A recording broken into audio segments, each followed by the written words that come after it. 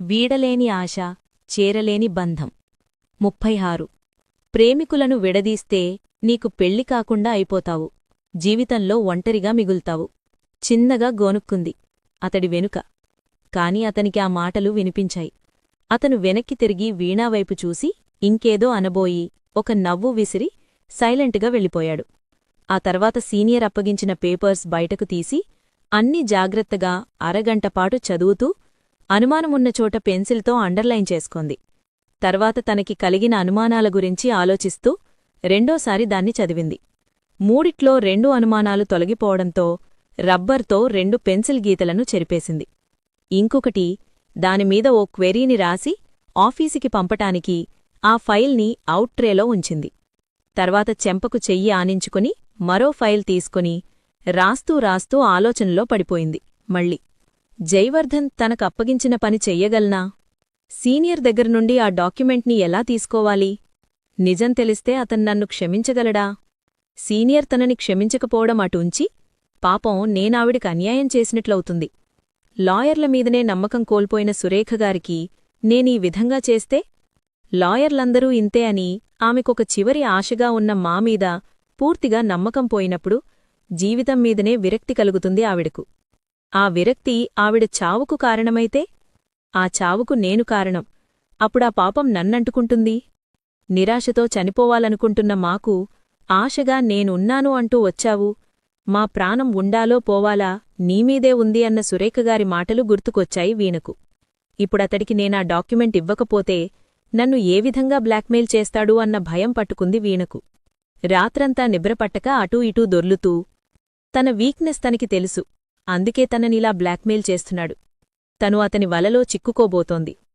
అతడు అతన్ని ఒక్కో ముడి వేస్తూ తనని ఇరికించుకోబోతున్నాడు ఎందుకలా చేస్తున్నాడు ఆలోచనలతో మనసు కలత చెంది తన ఆఫీసుకి మరుసటి రోజు వెళ్లలేనేమో అనిపించింది పైగా కోర్ట్లో తను ఆర్గ్యూ చేసేది ఏమీ లేదు అనుకుని ఆ నైటే కాల్ చేసి ఆ పేపర్స్ని మరో జూనియర్ లాయర్ సుప్రజను ఇంటికి పిలిపించి ఆమెకందించింది జ్యోతికి కాల్ చేసి చెప్పింది వీణ సుప్రజకు సార్ అప్పగించిన పేపర్స్ ఇచ్చాను ఆఫీసుకి మానీ తెచ్చిస్తుంది అని జ్యోతికి కాల్ చేసి చెప్పింది వీణ అదేంటి ఈ టైంలో ఇలా చెప్తున్నావ్ నువ్వు అంటూ జ్యోతి టైం చూసింది నైట్ 9 ఆఫీసుకి రావా రేపు అడిగింది నేను ఊరు వెళ్తున్నాను అర్జెంటుగా అని చెప్పింది తర్వాత జ్యోతి ఇంకొక విషయం అని ఆగింది చెప్పవే ఏంటి నువ్వు పీజీ నుండి బయటికొచ్చి రూమ్ తీసుకున్నావ్ ఎందుకు అడిగింది తనకు రూమ్ షేర్ చేసుకుంటుందేమో అడగాలనుకుంది వీణ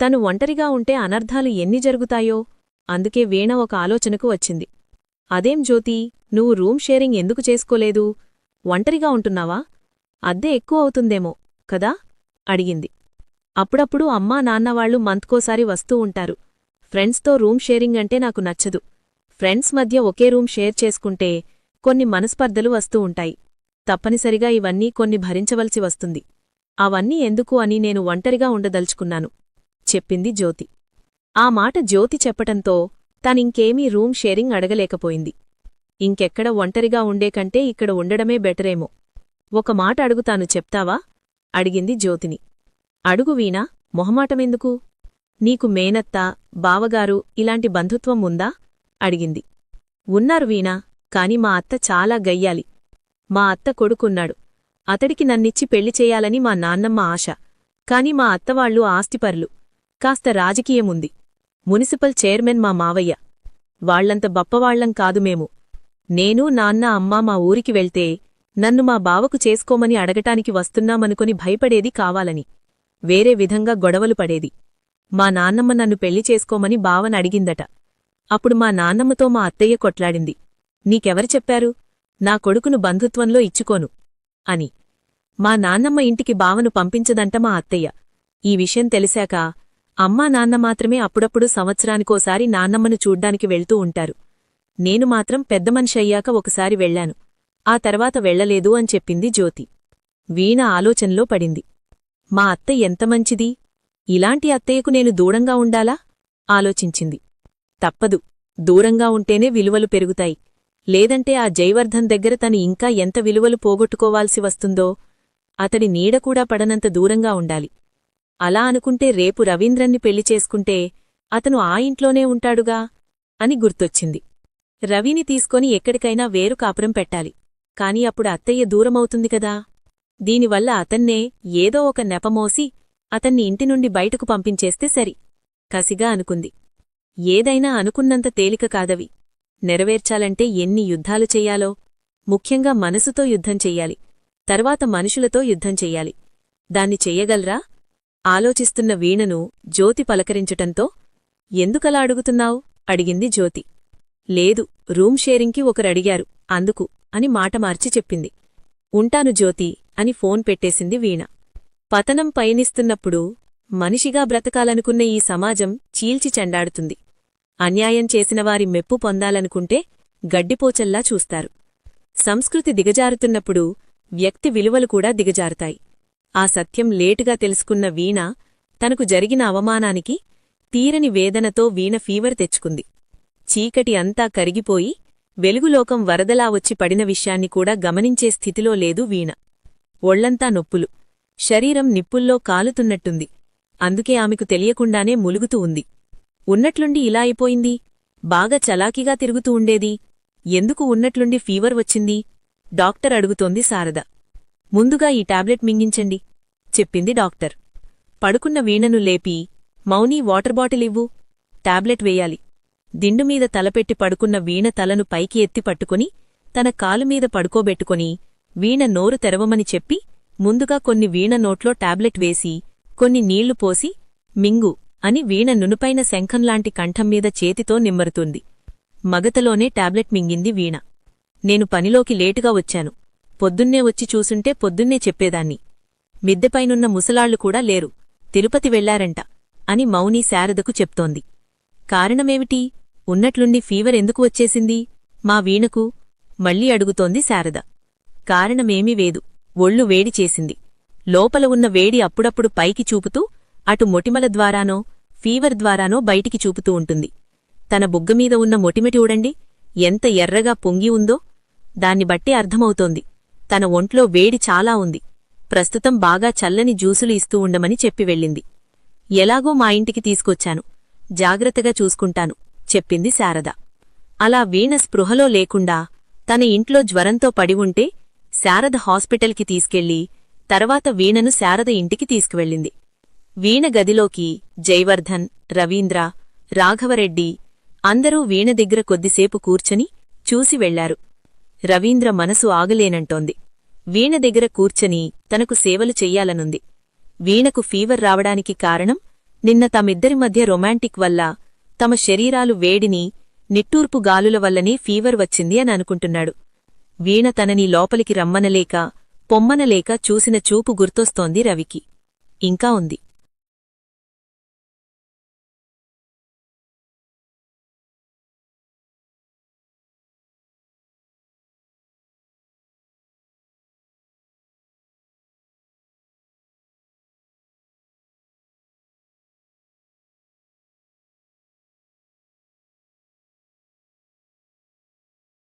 వీడలేని ఆశ, చేరలేని బంధం 37వ భాగం.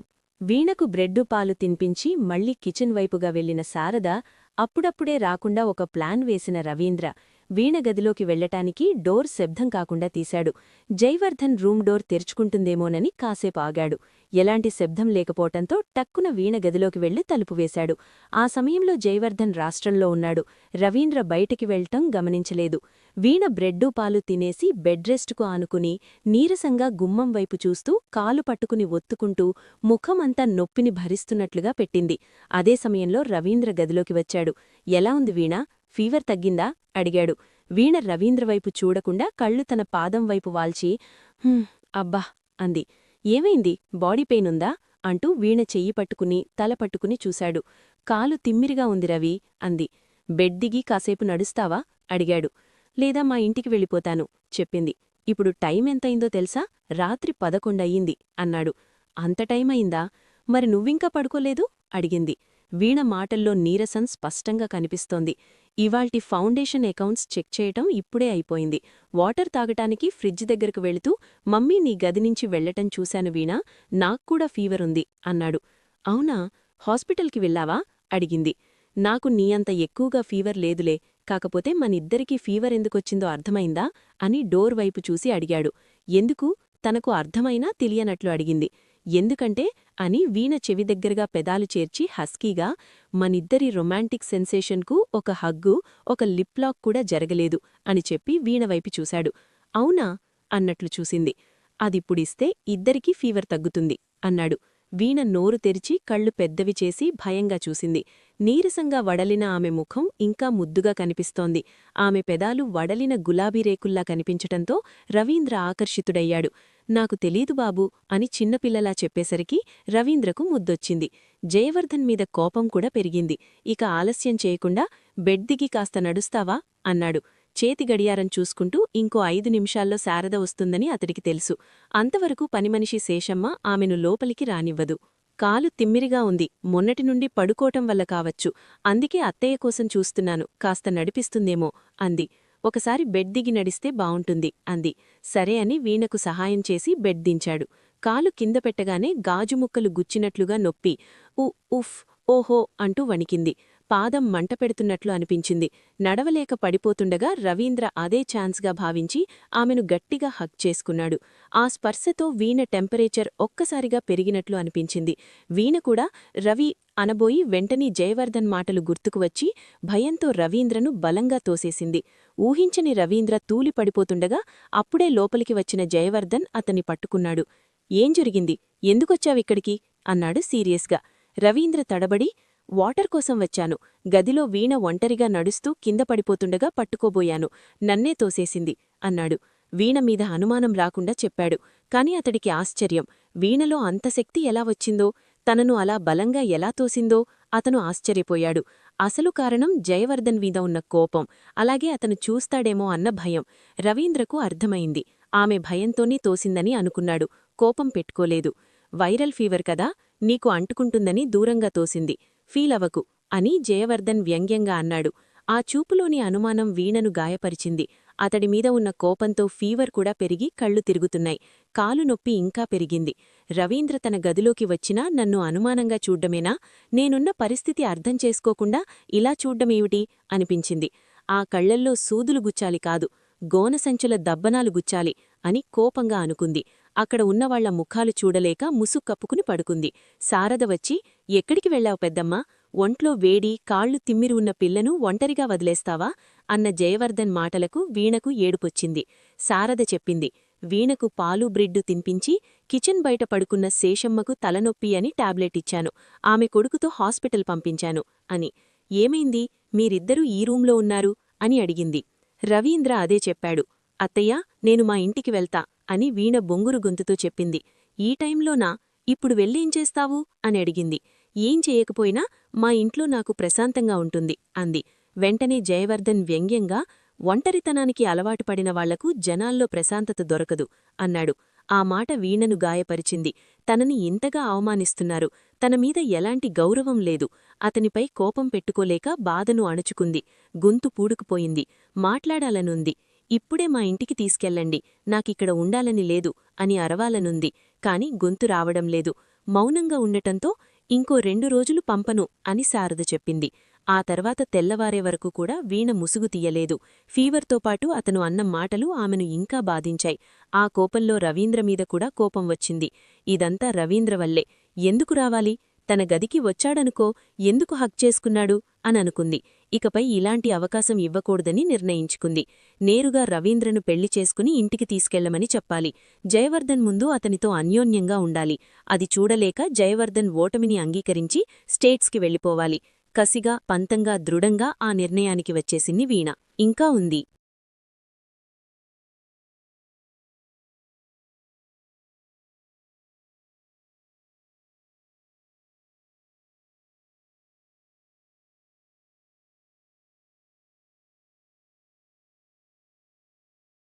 వీడలేని ఆశ, చేరలేని బంధం.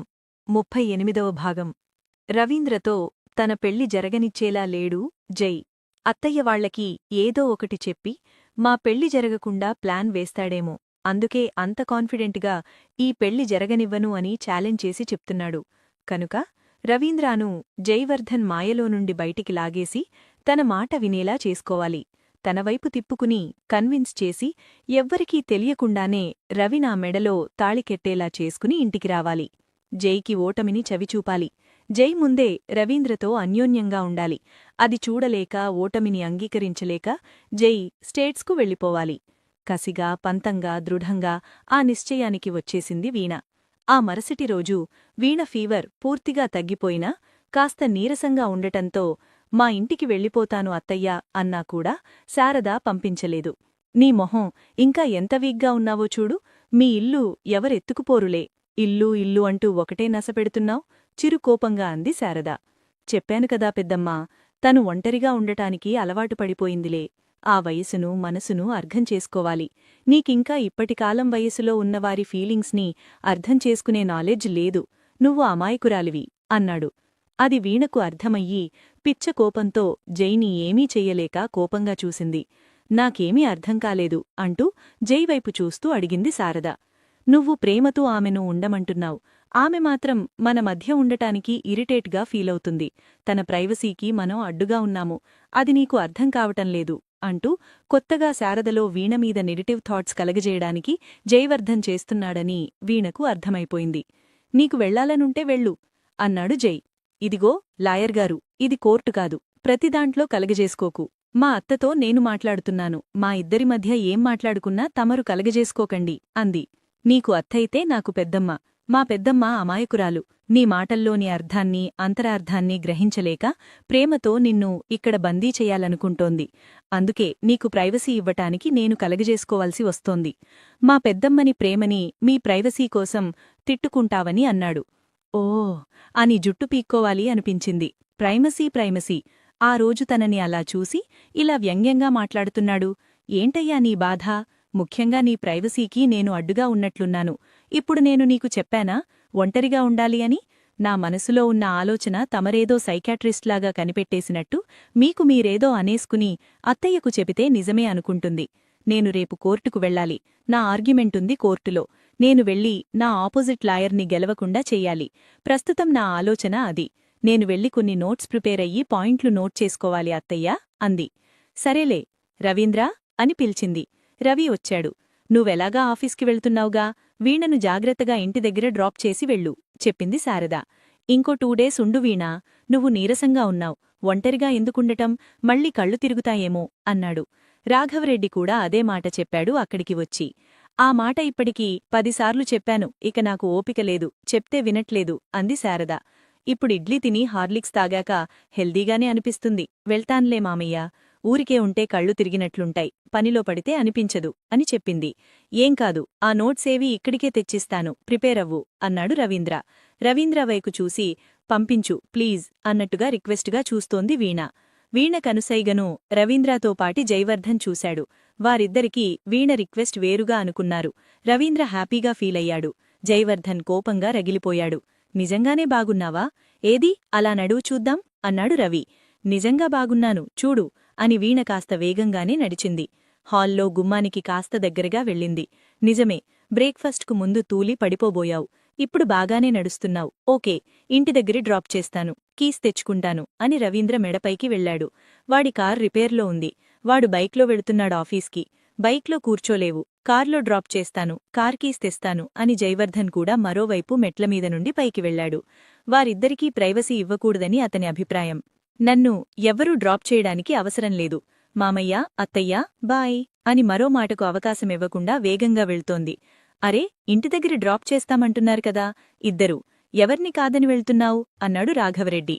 వీణ వెనుకే శారద రాఘవరెడ్డి వెళుతూ పిలుస్తున్నారు. వద్దు, ఎవ్వరూ వద్దు, నేను వెళ్లగలను అని వీణ వారి ముందు చాలా హుషారుగా ఉన్నట్లు చకచకా నడుచుకుంటూ లాన్ దాటింది. ఆ కొంచెం దూరానికి వీణకు నీరసమొచ్చి నుదురు మెడదగ్గర చెమటలు పడ్డాయి. కాని ఇప్పుడు బయటపడదలుచుకోలేదు. ఇప్పుడు స్లోగా నడిస్తే మళ్లీ వద్దంటారని బింకంగా వేగంగా నడిచి వెళుతూ ఉంటే, ఆగవే, ఏమిటా తొందరా అని శారద అంటున్నా కూడా వినకుండా పర్వాలేదు వెళతాను అని గట్టిగా అరిచి చెప్పలేకపోయింది. గొంతులోకి కూడా నీరసం వచ్చింది. మాటల్లో తన వీక్నెస్ బయటపడుతుందని తెచ్చిపెట్టుకున్న నవ్వుతో చేత్తో సైగచేసి ఆ ఇంటి వాచ్మెన్ గేటు దాటి రోడ్డు మీదికి వెళ్ళింది వీణ. అంతే, అలా గేటు దాటి కొన్ని అడుగులు వేస్తూనే ఒక్క అడుగు కూడా వెయ్యలేనట్లు కళ్ళు తేలిపోతున్నాయి. చెమటలు పడుతున్నాయి. ఇదేంటి, ఇంట్లో నుండి గార్డెన్లోకి వచ్చేవరకు బాగానే ఉన్నదిగా, హెల్దీగా అనిపించింది. నడుస్తూ వెళితే అరగంటలో ఇండ్లోస్తుంది. వాకింగ్లాగా కూడా ఉంటుంది. మామూలు రోజుల్లో ఆ అరగంట తన ఇంటికి వెళ్లే టైమింగ్ అతి తక్కువ సమయమనిపించేది అప్పుడు. ఇప్పుడు అమ్మో, అంత దూరం అరగంట నడవాలా? వాంటింగ్ వచ్చే ఫీలింగ్తో అలా అనిపిస్తోంది. వారి ముందు పౌరుషానికి పోయి బయటికి వచ్చేసింది. బ్రేక్ఫాస్ట్ ఇడ్లీ తిన్నది కడుపులో నుండి పైకి తోసుకు వస్తున్నట్లుగా ఉంది. ఏదైనా ఆటో వస్తే ఎక్కాలని అలా చూస్తోంది. దారి పొడవు బాదం చెట్లు, అశోక చెట్లు చల్లని నీడనిస్తూ ఉన్నాయి. ఆ వీధి మొత్తం అటూ ఇటూ చెట్లతో చల్లగా ఉంటుంది. ఇంతలో రవీంద్ర వీణ పక్కన బైక్ ఆపాడు. ఏవిటా తొందర? మరి పరిగెడుతున్నావు? నేనొచ్చి డ్రాప్ చేస్తా అన్నాను కదా. వాష్రూం వెళ్లి వస్తున్నాను, ఇంతలోనే వచ్చావు అంటూ రవీంద్ర బైక్ ఎక్కమన్నట్లు చూశాడు. బైక్ ఎక్కి కూర్చుంది. త్వరగా పోనీ రవి అంది. అంత తొందరా అంటూనే దగ్గరగా జరిగి కూర్చోమన్నాడు. కొద్దిగా జరిగింది. ఇంకాస్త జరుగు అన్నాడు. అబ్బా ప్లీజ్, త్వరగా ఇంటి దగ్గర డ్రాప్ చెయ్యి. ఇక తన వల్ల కాక రవీంద్ర భుజం మీద గుచ్చి పట్టుకుంది. రవీంద్ర హుషారుగా బైక్ స్టార్ట్ చేశాడు. ఇంకొంచెం దూరమై ఉంటే బాగుండేది అనుకున్నాడు రవి ఆ క్షణంలో. ఇలాగే ఫౌండేషన్కి తీసుకెళ్లానా అడిగాడు. వద్దు వద్దు, ఇంటి దగ్గర ఆపు ప్లీజ్ అంది. సాటర్డే ఫౌండేషన్కి రావే, గేమ్సున్నాయి, రాజేశ్వరి కూడా వస్తోంది అని చెప్పాడు. రవి మాట్లాడుతున్నాడు. వీణ సైలెంట్గా వింటోంది. మాట్లాడితే తనకు వాంటింగ్ వస్తుందేమోనని, రవీంద్ర మీద పడుతుందా అని మొహం వెనక్కి పెట్టుకుని ఊపిరి బిగబట్టి కూర్చుంది. ఇంటి దగ్గర బైక్ ఆపుతూనే దూకినట్లుగా బైక్ దిగి గబగబా గేట్ తీసుకుని లోపలికి వెళ్లి గార్డెన్లో చేతులు కడుక్కోడానికి పెట్టిన హ్యాండ్వాష్ బేసిన్ దగ్గరికి వెళ్లి వాంటింగ్ చేసుకుంది. రవి బైక్ స్టాండ్ వేసి వచ్చేసరికి వీణ వాంటింగ్ చేసుకోవడం చూసి రవీంద్ర కంగారు పడుతూ, ఏమైంది వీణా, ఇంతవరకు బాగున్నావుగా అంటూ వీణ దగ్గరికి వచ్చి వీణ చెవులు తన చేతులతో మూసిపట్టుకున్నాడు. పొద్దున తిన్న రెండిడ్లీలు, తాగిన పాలు కూడా వచ్చేశాయి. రవీంద్ర చాలా కంగారు పడుతూ, ఏమైంది వీణా, నీ బాడీ అంతా చల్లగా అయిపోయింది, ఆ చెమటలేంటి అలా పట్టాయి, హాస్పిటల్కి వెళ్దామా కంగారుగా అడుగుతున్నాడు. వీణ రవీంద్ర ప్రశ్నలకు జవాబు చెప్పకుండా అంతా క్లీన్ చేసుకుని మొహం మీద నీళ్లు పోసుకుని పైటతో మొహం తుడుచుకుంటూ, పరవాలేదు, కాసేపటికి బాగుంటుంది అని స్లోగా చెప్పింది. అతనికి అర్థం కాలేదు. ఏంటి అన్నాడు. పెదాలు మాత్రం బీటవారినట్లుగా అయిపోయాయి. రవీంద్ర వైపు చూసి ఏదో మాట్లాడ్డానికి చెయ్యెత్తింది. ఆ చెయ్యి గాలిలో ఉన్నప్పుడే అలాగే కళ్ళు తిరిగి పడిపోతున్న వీణను ఒడిసి పట్టుకుని, హెల్త్ బాలేనప్పుడు ఎందుకు రావటం, చెప్తే వినవు, హాస్పిటల్కి వెళ్దామా, కారు తీసుకురమ్మని ఇంటికి కాల్ చేయనా కంగారు పడుతూ వీణను లిఫ్ట్ చేసుకుని లోపలికి తీసుకెళ్లాడు. బెడ్రూంలోకి తీసుకెళ్లి బెడ్ మీద పడుకోబెట్టి ఏసీ ఆన్ చేశాడు. తర్వాత తను ఫోన్ చేశాడు. అటువైపు రింగ్ అవుతూనే రవీంద్ర మొబైల్ స్విచ్ ఆఫ్ అయింది. ఓహో no, I'm full mobile charging లో పెట్టలేదు అనుకుంటూ తన మొబైల్ ఛార్జింగ్లో పెట్టాడు. ముందే వీణ బాడీ చల్లగా ఉంది. గమనించని రవీంద్ర వీణ ఫోన్ కోసం వెతుకుతూ, ఫోన్ ఎక్కడ పెట్టావు వీణా అని ఆమె చెవి దగ్గరగా నోరు పెట్టి అడుగుతున్నాడు. అప్పుడే అతడికి కాలుమీద ఏదో పాకినట్లుంటే భయంగా కాలు విదిలించుకోబోతూ స్లిప్ అయ్యి వీణమీద పడ్డాడు. వీణ ఛాతికి రవీంద్ర బాడీ ఓ రుసుక్కుపోయింది. హం అని చిన్నగా మోకింగ్ వినిపించింది వీణ గొంతు నుండి రవి పైన పడ్డప్పుడు. అది విన్న రవీంద్ర వీణవైపు ఇష్టంగా ప్రేమగా అల్లుకుపోతూ, ఐ వాంట్ యూ వీణా. అతను వీణమీద పూర్తిగా పడుకున్నాడు. నువ్వలా మోకింగ్ చేస్తే నేను ఆగలేను, లేవలేకపోతున్నాను అంటూ వీణ మెడ చుట్టూ చేతులు వేసి మెల్లిగా వీణ లిప్స్ను అందుకున్నాడు. వీణ బలవంతంగా కళ్ళు తెరవటానికి ప్రయత్నిస్తోంది. కళ్ళు తెరవబోతూ మూస్తూ ఆరమోడుపు కన్నులతో చూసింది రవివైపు. రవిని తోసేయబోయింది. పట్టుజారి వీణ చేతులు ఆమెకే తెలియకుండానే అతని మెడ చుట్టూ అల్లుకున్నాయి. ప్లీజ్ రవి, వద్దు అని చెప్పబోతోంది. రవి గట్టిగా వీణ పెదాలను తన పెదాలతో బంధించటంతో పెదాలు పలకలేక గింజుకుంటూ అతన్ని తోసేయబోయి మరింత అల్లుకుపోతోంది. వారిద్దరి బ్యాడ్ లక్. ప్లీజ్ రవి అన్న మాటలు దగ్గరే రవి అన్న గట్టిగా కేక వినిపించడం, రవీంద్రాను వీణ మీద నుండి వీసురుగా లాగటం ఒకేసారి జరిగాయి. రవీంద్ర జయవర్ధన్ను చూస్తూనే షాకయ్యాడు. అన్నయ్యా, అది అంటూ తడబడ్డాడు. అవమానంగా ఆ పైన మాటలు రాలేదు. తల వంచుకున్నాడు. తమ్ముడిని ఏమీ అనలేదు. తమ్ముడు ఉత్తమబాలుడు అన్నట్టుగా వీణ దగ్గరికి వెళ్లాడు. వీణ చెదిరిన చీర స్థానభ్రంశం చెంది వీణ పొట్టభాగం కనిపిస్తోంది. బయట పక్కకు తొలగి అర్ధచంద్రాకారంగా కనిపిస్తున్న గుండ్రటి ఆమె ఛాతిభాగాన్ని చూస్తూనే అతడు మొహం పక్కకు తిప్పుకుని నిల్చున్నాడు. ప్లీజ్ రవి అంటూ ఇంకా ఆరమోత కన్నులతోనే ఉన్న వీణవైపు అసహ్యంగా చూడలేక ఆ మాటలు విని, బరితెగిస్తున్నావే, నేను చెప్పానా నువ్వు ఈ ఏకాంతాన్ని కోరుకోడానికి మా అందరి మధ్య నుండి రావాలనుకున్నావు, అక్కడ నేను అడ్డుగా ఉన్నాను, బాగా బలితెగించిపోయావే అంటూ ఆపుకోలేని ఆవేశంతో ఇంకా మెలకువ తెచ్చుకోవడానికి ప్రయత్నిస్తున్న వీణ పరిస్థితి అతనింకోలా అర్థం చేసుకుని ఇంక ఎలా పడుకుందో చూడు, ఇలా తలుపులు తెరిచి అంటూ వీణ పడుకున్న విధానాన్ని, ప్లీజ్ రవి అంటూ ఆ మాటలను, ప్రపంచంలో ఉన్న అసహ్యమంతా ఆమె మీద చూపిస్తూ పడుకున్న వీణ రెక్కపట్టి విసురుగా జైవర్ధన్ లాగిన లాగుడికి వీణ అటువైపు కిందపడిందన్న విషయం కూడా అతను గుర్తించలేదు. చీచీ అని తమ్ముడి చెయ్యి పట్టుకుని బరబరా లాక్కుని బయటికి వెళ్ళిపోతున్నాడు. ప్లీజ్ అన్నయ్యా రవీంద్ర చెప్తున్నాడు. కాని జైవర్ధన్ వినిపించుకోలేదు. లాక్కుని కార్లో కూర్చోబెట్టాడు. నీకు అర్థం కాలేదు వీణా పరిస్థితి, రవీంద్ర ఇంకా చెప్పబోయాడు. ఎనఫ్ అని రవి మాటకు Jayavardhan అరచెయ్యి అడ్డుపెట్టి, no discussion, I don't argue with you Ravi, పద, ఫౌండేషన్లో ఒక ఇన్సిడెంట్ జరిగింది, వెళితే నీకే తెలుస్తుంది అన్నాడు. ఫౌండేషన్లో ఏం జరిగింది? ఆశ్చర్యంగా జై వైపు చూశాడు. రవీంద్ర ప్రశ్నకు జవాబు చెప్పలేదు. కార్లో తీసుకెళ్తున్నాడు. జయవర్ధన్ ఉన్న కోపంలో ఇంకేమీ ప్రశ్నించటానికి రవీంద్రకు ధైర్యం చాలలేదు. ఫౌండేషన్కి వెళ్లిన రవీంద్ర జయవర్ధన్ గేటు బయటనే చనిపోయిన ఒక వ్యక్తిని అంబులెన్స్లోకి చేర్చటానికి సిద్ధంగా ఉన్నారు. జయవర్ధన్ రవీంద్ర కోసం వెయిట్ చేస్తున్నారు. ఇంకా ఉంది.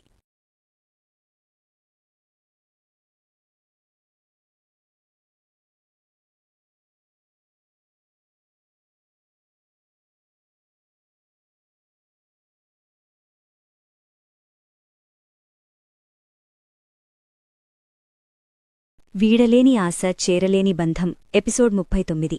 జైవర్ధన్ రవీంద్ర ఫౌండేషన్ పార్కింగ్ ప్లేస్లో కార్ ఆపి గేటు లోపలికి వెళ్లేసరికి ఫౌండేషన్లో ఉన్నవాళ్లంతా వారిద్దరికీ ఎదురు వెళ్లారు. ఇప్పుడే పోలీసులు కూడా వచ్చారు. సార్, ఆఫీస్ ఎంప్లాయీస్ ఎదురు వచ్చారు. ఎక్కడ అమ్మాయి పడుకున్న ప్లేసు అడిగాడు జైవర్ధన్. ఇక్కడ 107 బెడ్ నెంబర్ అంటూ ఆ అమ్మాయి పడుకునే వైపుగా తీసుకెళ్లారు. అక్కడ పడుకునే ప్లేస్ మాత్రం ఒక్కొక్కరికి బెడ్. బస్సులో డబుల్ స్లీపర్ కోచ్ లాగా బస్సులో కర్టెన్స్ ఉంటాయి, కానీ ఇక్కడ గ్లాస్ డోర్, లోపల గడి వేసుకోవచ్చు. లోపల కర్టెన్ వేసి ఉన్నారు. లోపల పడుకున్నవారు కనిపించకుండా. ఏసీ ఉంది. ఏసీ పడనివారు ఆఫ్ చేసుకుంటే అటువైపు నుండి చిన్న విండో కూడా ఉంది. గార్డెన్లో ఉన్న చెట్ల నుండి చల్లటి గాలి వస్తోంది. నైట్ కొద్దిసేపు వర్క్ చేసుకుని పడుకోవాలి అనుకున్నా కూడా అక్కడ ల్యాప్టాప్ పెట్టుకోవడానికి ఓ బటన్ నొక్కితే టేబుల్ స్టాండ్ బయటికొస్తుంది. అప్పుడు అక్కడికి రాజారెడ్డి కూడా వచ్చాడు. అమ్మాయి పడుకున్న స్వీపర్ కోచ్ బెడ్ దగ్గరికి వెళ్లి చూశారందరూ. ఆ అమ్మాయి నిద్రపోతున్నట్లే ఉంది. కాకపోతే కాస్త అరమూత కన్నులతో పడుకుని ఉంది. పూర్తిగా కళ్ళు మూయలేదు. ఆ అమ్మాయినలా చూసేసరికి రవీంద్రకు వెంటనే వీణ గుర్తుకొచ్చింది. ఇందాక వీణ అరమూత కళ్లతో రవి అని పిలిచిన ఆ సన్నివేశం గుర్తొచ్చింది. అయ్యో, నా బుజ్జు బంగారం ఎలా ఉందో పాపం. అలా అన్నయ్య కిందకి తోసేస్తే ఒంటరిగా వదిలేసి వచ్చాను. అక్కడ అలాంటి సిచ్యువేషన్లో కూడా వీణ గుర్తుకు వచ్చి వీణ మీద జాలిపడ్డాడు. అప్పటికప్పుడు ఫోన్ చేసి వీణతో మాట్లాడాలి, తనకి ఎలా ఉందో అనుకున్నప్పుడు తన ఫోన్ వీణ ఇంట్లో ఛార్జింగ్లో పెట్టినది గుర్తొచ్చింది. ఇంటికి వెళ్లేటప్పుడు ఆ ఫోన్ కోసం మళ్లీ వీణ దగ్గరికి వెళ్లొచ్చు. తను అలాంటి పరిస్థితుల్లో ఉన్నప్పుడు నేనలా చేసుండకూడదు. చాలా మనస్తాపన చెందుతున్నాడే కాని అక్కడ చనిపోయిన అమ్మాయిని పెద్దగా పట్టించుకోలేదు రవీంద్ర. ఆ అమ్మాయి చనిపోయి చాలాసేపయింది అని తెలుస్తోంది. ఇంతవరకు ఎందుకు లేవలేదని మీకు అనుమానం రాలేదా అని అడిగారు అక్కడున్న వారిని. 3 గంటల టైంలో వాష్రూంకి వెళ్లి వచ్చింది. ఆ సమయంలో నేను కూడా వాష్రూం వెళ్లి వచ్చాను అని చెప్పింది ఒక అమ్మాయి. అంతవరకు ఆమెను లేవకపోవడంతో మీకు అనుమానం రాలేదా అడిగాడు ఒక్కొక్కసారి.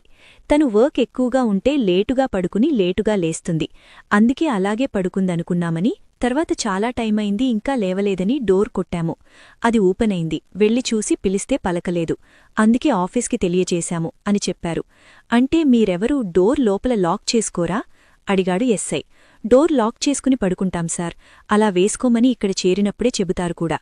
తెల్లారుచామైతే ఒక్కోసారి డోర్ లాక్ చెయ్యము చెప్పింది ఆ అమ్మాయి. ఆ అమ్మాయి ఏ రాష్ట్రం నుండి వచ్చింది, ఏ పర్పస్ మీద హైదరాబాద్ వచ్చింది, తన తల్లిదండ్రులు లాంటి డీటెయిల్స్ అన్నీ ఆఫీస్ బుక్లో అన్నీ చెక్ చేసి పోలీసులకు తెలియజేశారు.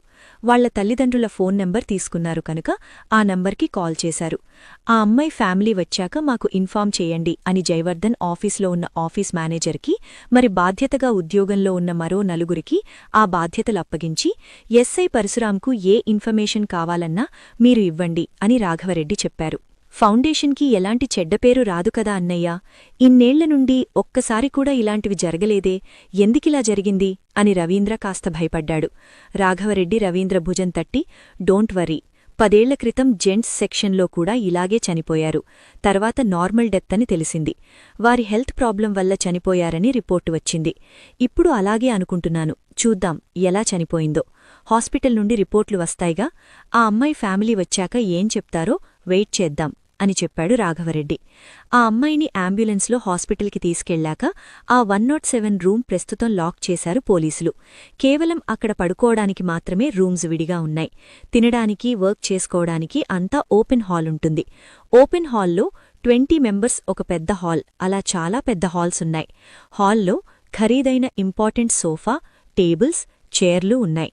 చాలా చక్కటి గాలి వెళ్తురు, ఏసీ రూములు, అధునాతనమైన సౌకర్యాలున్నాయి. ఫ్రిడ్జిలు, వాషింగ్ మిషన్లు, ఐరన్ బాక్సులు, నిత్యవసర వస్తువులన్నీ అమర్చి ఉన్నాయి. అక్కడ నెట్వర్క్ కూడా ఫ్రీ ఫౌండేషన్లో. అందుకే ఆ ఫౌండేషన్ని వదిలి వెళ్లటానికి ఎవరికీ మనసు అంగీకరించదు. కాని తప్పదు. 1 మంత్ వరకే అక్కడ ఉండటానికి రూల్స్. ఆ లోపు ఇల్లు కానీ పీజీ కానీ వెతుక్కుని వెళ్ళిపోతూ ఉండాలి. ఇది కేవలం హైదరాబాద్ బ్రతుకుతెరువు వెతుక్కోవడానికి వచ్చిన పేద ప్రజలకు, హైదరాబాద్ వచ్చిన వెంటనే హోటల్స్ తీసుకుని వెళ్లలేని వారికి అక్కడ ఉచితంగా నెల రోజులు ఉండడానికి, తినడానికి అన్ని సదుపాయాలు అమర్చారు. రాఘవరెడ్డి తండ్రి కాలం నుండి ఆ ఫౌండేషన్ నడుస్తోంది. ఆ తతంగమంతా అయిపోయేసరికి లంచ్ టైం అయింది. సరే, ఇంటికి వెళ్దాం రండి చెప్పాడు రాఘవరెడ్డి. నాకు పని ఉంది, నేను సాయంత్రం ఇంటికి వస్తాను అన్న జయవర్ధన్ అక్కడ నుండి వెళ్ళిపోయాడు. ఇంటికి వెళ్లేటప్పుడు రాఘవరెడ్డి కారులో రవీంద్ర మాత్రమే వెళ్లారు. రవీంద్ర వీణ హెల్త్ గురించి రాఘవరెడ్డికి చెప్పాడు. అవునా, మరి హాస్పిటల్కి తీసుకెళ్లలేదా? హాస్పిటల్లో జాయిన్ చేసి ఫౌండేషన్ దగ్గరికి రావచ్చు కదరా, అలాగే వదిలేసి ఎలా వెళ్లావు అని రాఘవరెడ్డి వీణ ఇంటి ముందు కారాపాడు. జై కూడా పొద్దున వీణ ఇంటికి వచ్చిన విషయం చెప్పలేదు రవి. పొద్దున రవీంద్రను బయటికి తీసుకువస్తూ జై వీణ బెడ్రూమ్ డోర్, హాల్లో ఉన్న డోర్, గేటుకు గడియ పెట్టాడు. గడియ వేసినది తీసుకుంటూ అలాగే లోపలికి వెళ్లారు రాఘవరెడ్డి, రవి, జయవర్ధన్. విసురుగా బెడ్ మీద నుండి తోసిన తోపుడికి అలాగే ఆ చేతనంగా కిందపడి ఉంది వీణను ఆశ్చర్యంగా చూస్తూ అదేంటి ఇలా కిందపడుకుంది అని అడిగాడు రాఘవరెడ్డి. బెడ్ మీద నుండి కిందపడిందేమో, అసలు విషయం చెప్పకుండా దాచాడు రవి. వీణను రాఘవరెడ్డి చిన్నపిల్లల్నెత్తుకున్నట్లుగా చేతుల్లో లిఫ్ట్ చేసి బెడ్ మీదకు పడుకోపెట్టి అమ్మా, వీణా అని పిలిచారు. పలకలేదు. శారదకు ఫోన్ చేసి వీణ పరిస్థితి వివరించాడు. పొద్దున్న వేసుకున్న టాబ్లెట్లు అలా స్పృహలోనే లేకుండా నిద్రపోతూ ఉంటుందట. డాక్టర్ చెప్పారు. కింద ఏమీ పడి ఉండదు. దానికి ఎక్కడ నిద్రవస్తే అలాగే నేలమీద పడుకొని నిద్రపోయే అలవాటు ఉంది అని చెప్పింది శారద. పొద్దున్న ఇక్కడికి వచ్చాక వాంటింగ్ చేసుకుందట శారద అని చెప్పాడు. మనం ఎంత చెప్పామో చెప్తే విన్నదా? ఎవరో దాని ఇల్లు ఎత్తుకుపోతున్నట్టు పరిగెత్తింది. పర్లేడులేండి, 2 గంటలకు లేస్తుంది. ఆ టాబ్లెట్ ప్రభావం అలాంటిది. నేను వస్తున్నానక్కడికే. రసమన్నం తీసుకొని తినిపించి వస్తాను. తర్వాత కూడా వాంటింగ్ చేసుకుంటే హాస్పిటల్కి తీసుకెళ్తాను అని చెప్పి ఫౌండేషన్లో జరిగిన ఇన్సిడెంట్ వివరాలు తెలుసుకుంది. ఫోన్ పెట్టేసినాక మీ అమ్మ ఇక్కడికి వస్తుంది, నువ్వు తోడుగా ఉండు వీణకు. నేను ముఖేష్ సింగ్ అంకుల్తో మాట్లాడాలి అని రాఘవరెడ్డి చెప్పాడు. రవీంద్ర సంతోషంగా అలాగే అని తల ఊపాడు. హమ్మయ్య, అన్నయ్య పనిమీద వెళ్లటం మంచిదే అయింది. తెగ హ్యాపీగా తండ్రివైపు చూశాడు. రాఘవరెడ్డి ఇంటికి బయలుదేరాడు. రవీంద్ర తలుపు గడియ వెయ్యలేదు, శారద వస్తుందని. ఊరికే తలుపులు వేసి వచ్చేసి వీణ పక్కన కూర్చొని వీణ తలవెంట్రుకలు సరిచేస్తూ అప్పుడప్పుడు వీణ మృదువైన చేతివేళ్లను తన పెదాల మధ్య చేర్చుకుంటూ ఉదయం నిన్ను అలా వదిలేసి వెళ్ళిపోయాక చాలా బాధపడ్డాను బంగారం. ఇప్పుడు హ్యాపీ? నువ్వు ఆ పరిస్థితుల్లో ఉన్నప్పుడు నేను అలా ముద్దు పెట్టడం తప్పుకదా? అన్నయ్య రావటం మేలయింది. లేకపోతే నువ్వు అలా స్పృహలో లేనప్పుడు తప్పు జరిగిపోయేదేమో. ఐమ్ సారీ వీణా అని అంటున్నప్పుడు ఆ కిటికీలో నుండి చిన్న ఎలుక రవీంద్రను చూసి వెళ్ళింది. అయితే పొద్దున్న నా కాలుమీద నుండి వెళ్లిన ఎలుక అన్నమాట. నవ్వుకున్నాడు. శారద వచ్చే సమయానికి తన మొబైల్ ఛార్జింగ్లో ఉన్నది తీసుకొని మొబైల్ చూస్తూ హాల్లో కూర్చున్నాడు. శారద ఇంటికి వచ్చి వీణను నిద్రలేపి రసమన్నం పెట్టింది. వీణ ఇంకా నిద్రముఖంతో ఉన్నాకూడా అలాగే తినిపించింది. ఆ రోజు సాయంత్రానికి ఫౌండేషన్లో చనిపోయిన ఆ అమ్మాయి తల్లిదండ్రులు వచ్చారు. అమ్మాయికి హెల్త్ ప్రాబ్లముంది, అందుకే ఉద్యోగం వద్దు, ఏమీ వద్దు అని చెప్పినా కూడా వినకుండా ఉద్యోగం చెయ్యాలంటూ వచ్చిందని, అమ్మాయి ఇల్లు చూసుకున్నాక మేము కూడా అమ్మాయి హెల్త్ ప్రాబ్లం ఉండటంతో అమ్మాయితో పాటే ఉండాలని అనుకున్నాము అని చెప్పారు. ఆ కండీషన్కి ఒప్పుకున్నాకనే ఇక్కడికి హైదరాబాద్ బయలుదేరిందని చెప్పారు.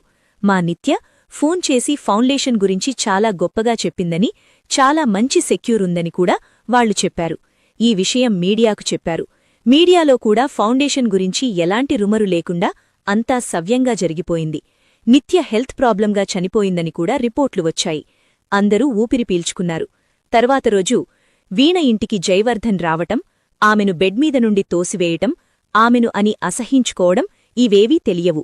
రవీంద్ర చెప్పలేదు వీణ బాధపడుతుందని. మలసటి రోజే వీణ ముందుగా ఆఫీస్కి వెళ్లి తర్వాత జ్యోతి సీనియర్తో కలిసి కోర్టుకు వెళ్ళింది. ఆ రోజు వీణ, సీనియర్, జ్యోతి ముగ్గురూ కోర్టులో ఉన్నారు. జడ్జిగారు వచ్చి కూర్చున్నారు. ఎస్, ప్రొసీడ్ అన్నాడు. ముందుగా జైవర్ధన్ ఆర్గ్యూ చేశాడు. తర్వాత కొంతమంది సాక్షులు ఒక్కొక్కరు వచ్చి బోనులో నిలుచుని చెప్తున్నారు. Defence lawyer, you want any cross examine? జడ్జిగారు వీణవైపు చూసి అడిగారు. వీణ తన సీనియర్ వైపు చూసింది. ఆయన కళ్ళు ఆర్పి సూచన ఇచ్చాడు. వీణకు ఆ కోడ్ అర్థమయ్యే. నో సర్ చెప్పింది వీణ. అలా 4 సార్లు క్రాస్ ఎగ్జామ్ అడిగారు. అన్నిసార్లు వీణ సీనియర్ వైపు చూసి నో చెప్పింది. అందరికీ వీణ వాలక్కం అర్థంకాక వింతగా చూశారు. అంటే ఆ సాక్షులు చెప్పింది నిజమే అని నమ్ముతోంది. తను ఓడిపోయానని ఆమెకు అర్థమయ్యి చెయ్యలేదని అనుకుంటున్నారు. ఈ కేసును తానే టేకప్ చేస్తూ తను మాత్రం ఎలాంటి ఆర్గ్యూ చెయ్యలేదు. సాక్షులను క్రాస్ ఎగ్జామ్ చెయ్యలేదు. అందుకే మళ్లీ జడ్జిగారడిగారు, మిస్ వీణ, ఈ కేసును ఆర్గ్యూ చేస్తారా చెయ్యరా? కోపం తెచ్చుకున్నాడు జడ్జిగారు. వీణ సీనియర్ వైపు చూసింది. 2 సార్లు రెప్పలు మూసి మూడోసారి మూసుకొని చూపుడు వేలు చూపించాడు. ఆ కోడ్ సందేశం ఏంటో వీణకు అర్థమయ్యి నిదానంగా లేచి నల్లగౌన్ సవరించుకొని, ఇన్ని రోజులు ప్రత్యక్ష సాక్షులు లేక ఈ కేసును వాయిదా కోరుతూ వచ్చాను. ఇవాళ ప్రత్యక్షంగా డిఫెన్స్ లాయర్ జైవర్ధన్ గారు నిజమైన సాక్షులను కోర్టుకు తీసుకువచ్చారు. ఇక ఆర్గ్యూ చేయవలసింది ఏమీ లేదు. అందరూ చెప్పినదాన్ని బట్టి నా క్లయింట్ దోషి అని నిర్ధారణ అయింది. ఇక జడ్జిగారి ఫైనల్ తీర్పు కూడా అదే అని జడ్జిగారి వైపు ఒక మాట చూసి, బట్ నేను చెప్పేది అంటూ వీణ ప్రత్యక్ష సాక్షుల దగ్గరికి వెళ్లి వాళ్లవైపు చూసి క్వెశ్చన్ అడిగి జైవర్ధన్ దగ్గరికి వస్తూ, చూడండి లాయర్ గారు అని జైవర్ధన్తో బోనులో ఉన్న సాక్షిని చూపిస్తూ ఏదో అడుగుతూ అలా జైవర్ధన్ దగ్గరికి వస్తూనే ఉన్నట్లుండి వీణ కళ్ళు తిరిగి పడిపోతున్న టైంలో వీణను టక్కున అక్కడే ఉన్న జైవర్ధన్ వీణ పడిపోకుండా పట్టుకున్నాడు, తను బ్యాలెన్స్ కోసం. అప్పటికే వీణ అతడి నల్లకోటును మెడదగ్గర గట్టిగా పట్టుకొని కింద పడకుండా ఆపుకుందామని చూసింది. కాని ఆమె అలాగే జారి కింద పడుతూ ఉంటే జైవర్ధన్ ఆమె మీదకి పూర్తిగా మోకాళ్లతో ఆమెతో పాటే ఓరిగిపోయాడు. వీణ మొహనీకి అతి దగ్గరగా అతని మొహం ఉండవలసి వచ్చింది. అందరూ ఆ సీన్ చూస్తూ ఉన్నారు. వీణా, వీణా అని అతను ఆమె చెంపలను తట్టి లేపుతున్నాడు.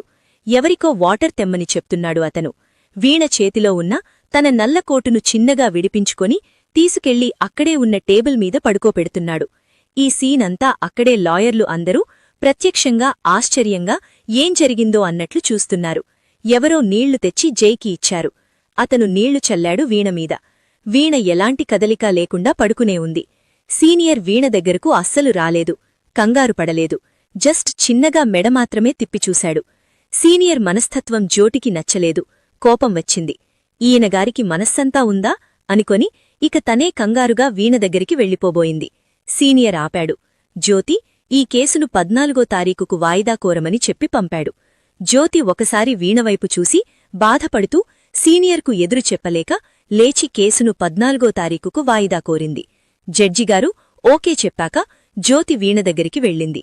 ప్లీజ్, మా కార్లో తనని పడుకోపెడితే మేము హాస్పిటల్కి తీసుకెళ్తాము అని చెప్పింది. మార్నింగ్ బ్రేక్ఫాస్ట్ చేసి వచ్చిందట అడిగాడు జై. తెలియదు సార్, మేము అడగలేదు చెప్పింది జ్యోతి. తనకి ఈ మధ్య ఫీవర్ వచ్చింది, నేను తీసుకెళ్తాను హాస్పిటల్కి అన్నాడు జై. జ్యోతి సీనియర్ వైపు చూసింది. ఆయన వద్దన్నట్లు తల అడ్డంగా తిప్పాడు. వద్దు సార్, లేచాక మా మీద కోప్పడుతుంది జైవైపు భయపడుతూ చెప్పింది జ్యోతి. అంటే నా గురించి అంతా బయట చెప్తుందా అందరికీ? జైకి కోపం వచ్చింది. అయితే కారు దగ్గరికి కూడా మీరే తీసుకెళ్ళండి అని కోపంగా అక్కడినుంచి వెళ్ళిపోయాడు. సీనియర్ వేరొక్కరి ద్వారా వీణను తన కారులో పడుకోబెట్టించాడు. కారు కదిలింది. కోర్టు దాటి కొద్ది దూరం వెళ్ళాక, సర్, హాస్పిటల్ వచ్చేసింది, వీణాను హాస్పిటల్కి తీసుకెళ్దాం అడిగింది జ్యోతి. ఏమక్కర్లేదు, సీనియర్ సీరియస్గా చెప్పాడు. అదేంటి సార్, జై సార్ హాస్పిటల్కి తీసుకెళ్తానంటే మీ వైపు చూస్తే మీరు వద్దన్నారు. వీణ కోప్పడుతుందని వీణ మీదికి తోశాను. ఇప్పుడు హాస్పిటల్కి తీసుకెళ్లకపోతే ఏమైనా జరిగితే ఎంతైనా రిలేటివ్ కదా, కోపం వస్తుందేమో. చెప్పింది జ్యోతి. వీణ ఇక లే అన్నాడు సీనియర్ డ్రైవింగ్ చేస్తూనే. వీణ టక్కున లేచి కూర్చుని జ్యోతిని చూసి కన్నుకొట్టింది. జ్యోతి షాక్ అయ్యింది. అదేంటి, నువ్వు నిజంగా కళ్ళు తిరిగి అంటూ ఆగిపోయింది. మన సీనియర్ సర్ ప్లాన్ అని సీనియర్ వైపు చూసింది. సీనియర్ కన్నింగుగా నవ్వాడు.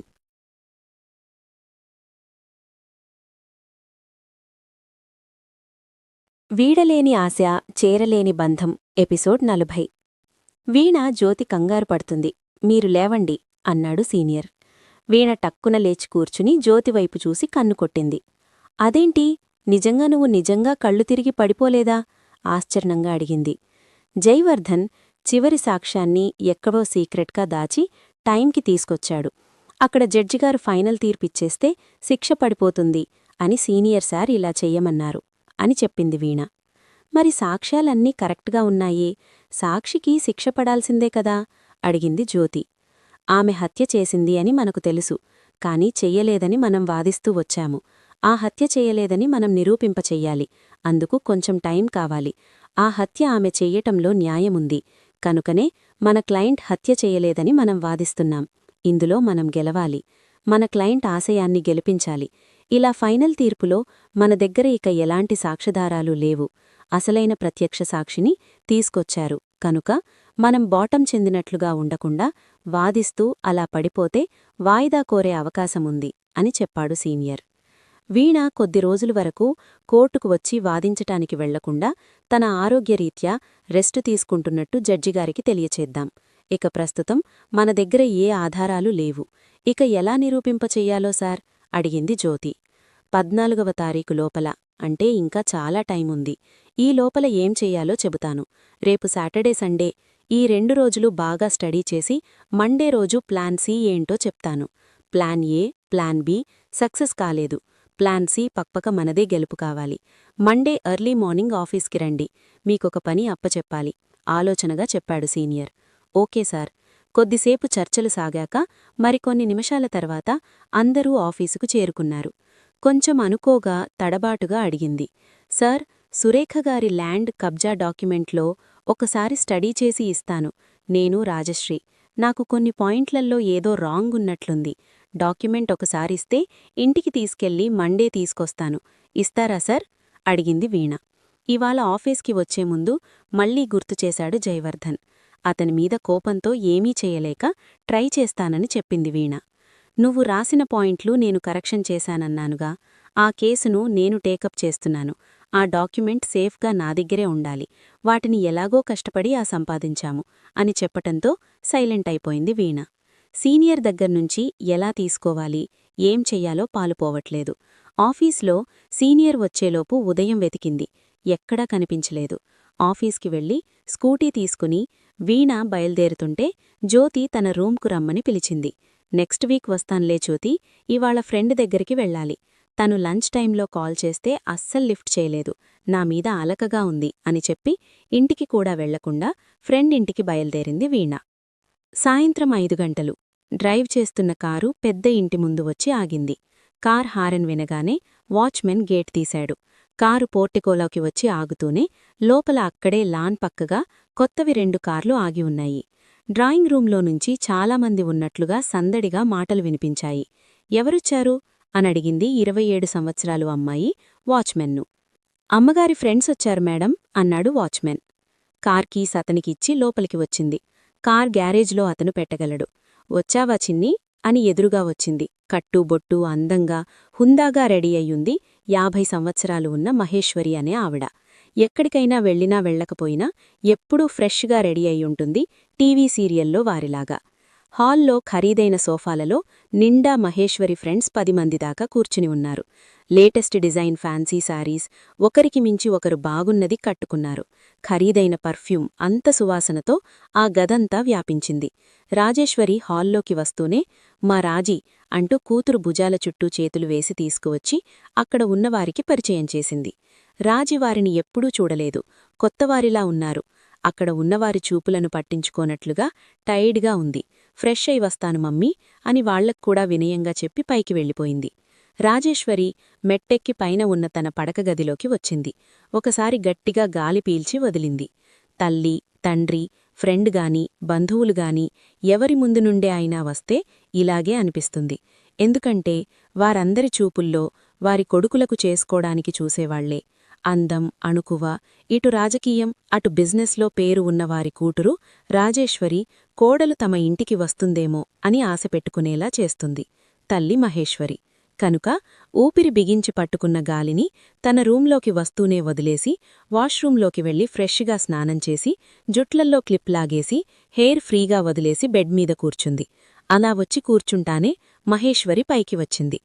రాజీ, నేను హర్షవర్ధన్ వారి పార్టీకి వెళ్తున్నాను. డిన్నర్ అక్కడే వెళ్తున్నాను. ఎర్లీగా డిన్నర్ చేసి పడుకో అని చెప్పింది మహేశ్వరి. తండ్రి రాజకీయం, తల్లి బిజినెస్, తోడబుట్టిన అన్నయ్య విదేశాల్లో ఉన్నాడు. ఆ ఇద్దరూ ఎప్పుడూ బిజీగా ఉంటారు. ఆవిడ స్నేహితులు, ఆవిడ పార్టీలు, మీటింగులు అదో ప్రపంచం. మహేశ్వరి మేడపైకి వచ్చింది. అందమైన కూతురు, చాలా చక్కటి తెలివి ఉంది. కొడుకు కోడలు విదేశాల్లోనే సెటిలైపోయారు. ఇంకా మీ బిజినెస్కు తర్వాత వారసురాలు, సీఈఓ పోస్టు కూతురికేగా ఇస్తావు అనేవారు. అంతేగా మరి అనేది మహేశ్వరి. సరే, మేం వెళ్ళి వస్తాము అని టైం అవటంతో వాళ్లు వెళ్తూ ఉన్నప్పుడు, మర్చిపోయాను, వీణ నీకు ఎన్నోసార్లు కాల్ చేసిందట. నీ మొబైల్ స్విచ్ ఆఫ్ వస్తోందంట. నాకు కాల్ చేసింది. ఒకసారి వీణకు కాల్ చెయ్యి చెప్పి వెళ్ళింది మహేశ్వరి. ఓకే మమ్మీ, ఫోన్ ఛార్జింగ్లో పెట్టాను, తర్వాత కాల్ చేస్తాను అంది రాజీ. తర్వాత మహేశ్వరమ్మ వెళ్ళిపోయాక 15 నిమిషాలకు తన మొబైల్ ఛార్జింగ్లో పెట్టిన తన మొబైల్ తీసి చూసుకుంది. వీణ మిస్డ్ కాల్స్తో పాటు జైవర్ధన్ మిస్డ్ కాల్సున్నాయి. రాజేశ్వరి తిరిగి ముందు వీణకు కాల్ చేయకుండా జైకి కాల్ చేసింది. అటువైపు లిఫ్ట్ చేస్తూనే, సారీ జై, ఫోన్ స్విచ్ ఆఫ్ అయింది, ఇప్పుడే చూసుకున్నాను. ఏమిటి విశేషం? అవునా, మీ మ్యాచ్ నేను మిస్ అవుతానా? తప్పకుండా వస్తాను రేపు. మమ్మీ ఇందాకే పార్టీకి వెళ్ళింది. తప్పకుండా మ్యాచ్కు వస్తాం. నా ఫేవరెట్ ప్లేయర్, మ్యాచ్ ఎలా మిస్ అవుతాను అని రాజేశ్వరి ఆ మాట చెబుతూని బాయ్ అని అటువైపు జైవర్ధన్ కాల్ కట్ చేయటంతో రాజేశ్వరి డిసప్పాయింట్గా ఇంకాసేపు మాట్లాడొచ్చుగా గొనుక్కుంది. వీణ, రవీంద్ర, జైవర్ధన్, రాజేశ్వరి, మిగతా కొందరు ఫ్రెండ్స్తో అందరూ ఫౌండేషన్ ప్లేగ్రౌండ్లో సెటిల్ కూడా ఆడుతూ ఉంటారు. జై మ్యాచ్ ఉన్నప్పుడల్లా మెసేజ్ చేయమని రిక్వెస్ట్ చేయటంతో మెసేజ్ పెట్టకుండా ఒక్కోసారి ఏకంగా ఫోనే చేస్తున్నాడు. తన మీద ప్రేమ ఉంది అని అనుకుంటోంది రాజేశ్వరి. జైని ప్రపోజ్ చెయ్యాలి అని ఆలోచిస్తూ అటూ ఇటూ తిరుగుతోంది. కాసేపటికి వీణకు కాల్ చేసింది రాజీ. ఫోన్ దగ్గర్లో మోగుతూ ఉండటంతో బెడ్రూంలో నుంచి బయటకు వచ్చింది. వీణ అప్పుడే మొబైల్ చూసుకుంటూ మేడ మెట్లు ఎక్కుతూ కనిపించింది. రాజేశ్వరి ఫోన్ ఆఫ్ చేసి అలుకుగా బుంగమూతి పెట్టుకుని నిలుచుంది. వీణ పైకి వచ్చి నిలుచున్నా కూడా రాజేశ్వరి బుంగ బిగించి బెడ్రూంలోకి వెళ్ళింది. ఏంటి ఇంత కష్టపడి వస్తే మాట్లాడవు? షటిలాడ్డానికి రమ్మంటే ఈ మధ్య నువ్వు రావట్లేదుగా. 3 వీక్స్ నుండే నువ్వు రావట్లేదు. ప్రతి వీకు ఫౌండేషన్లో ప్లేగ్రౌండ్కు వెళ్లి ఆడేవాళ్లము. ఈ మధ్య తమరు చాలా బిజీ అయిపోయారు లాయర్ అని రాజేశ్వరి మరింత బుగ్గలు బుడ్డగా వచ్చేలాగా బిగించిపెట్టుకుంది. ఆ 2 బుగ్గలను తన 2 చేతులతో బుగ్గ పగలగొట్టినట్టుగా కొట్టింది.